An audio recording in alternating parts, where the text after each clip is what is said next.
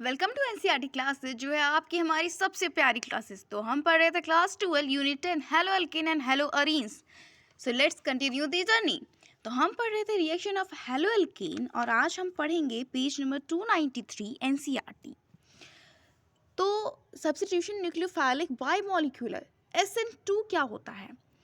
The reaction between CH3Cl and hydroxide ion to yield methanol।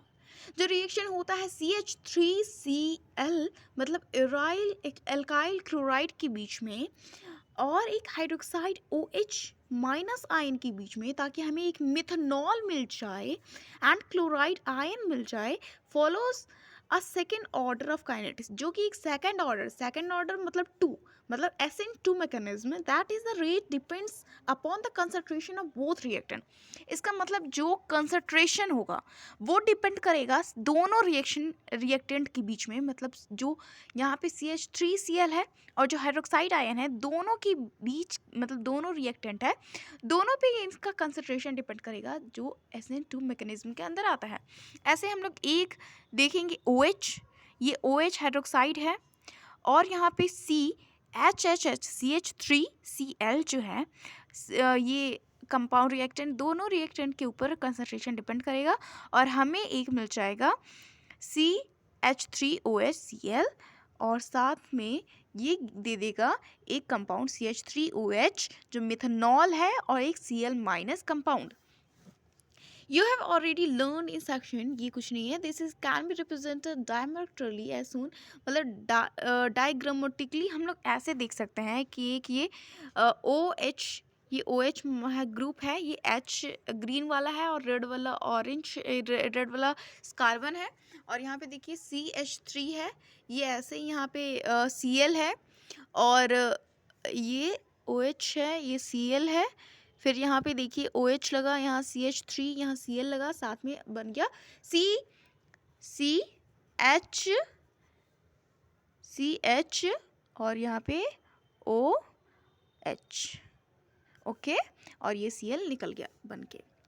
It depict the bimolecular nucleophile displacement SN2, मतलब इसमें बाइमॉलिक्यूलर nucleophile displacement एक बदलाव दिखाई देता है रिएक्शन में। जो इनकमिंग न्यूक्लियोफाइल, जो आने वाला न्यूक्लियोफाइल, जैसे कि यहाँ पे इनकमिंग है Cl2 है, ठीक है, incoming interact with the alkyl halide, incoming हो गया, मतलब जो आता है, और यहाँ पे जो आता है वो OH माइनस न्यूक्लियोफाइल है, यहाँ माइनस है, ठीक है, वो आता है एल्काइल हैलाइड, यहाँ CH3Cl है, causing the carbon halide bond to break, यहाँ पे कार्बन हैलाइड का जो बॉन्ड है वो टूट जाता है, कार्बन और हैलाइड के बीच का जो बॉन्ड है वो टूट जाता है, ब्रेक हो जाता है, while the forming a new carbon OH bond, और यहाँ पे OH कार्बन का एक नया OH के साथ बॉन्ड बनाता है, यहाँ एक कार्बन का OH के साथ बॉन्ड बनाता है, ठीक है।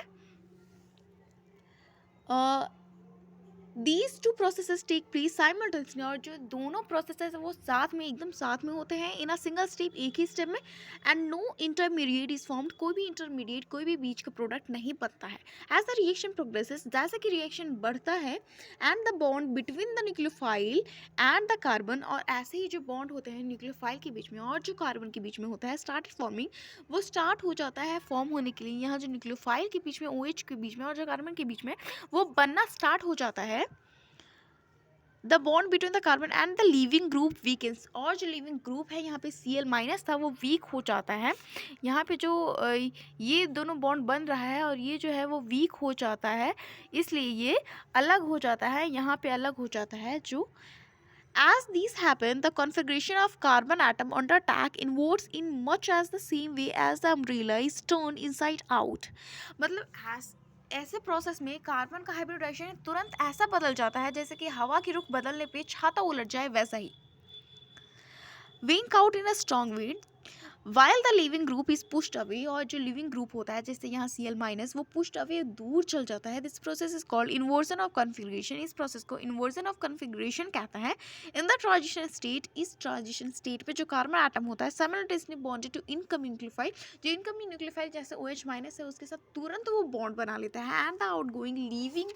जो होता है group such as structure are unstable, वो अनस्टेबल होते हैं,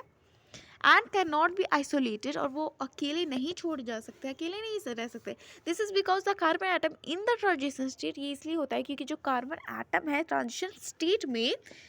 simultaneously bonded to 5 atom and therefore is unstable, वो इसलिए अनस्टेबल होता है। Thank you for watching. अगर आपको पसंद आए हो तो ठोको लाइक, कमेंट करो, शेयर करो। Thank you.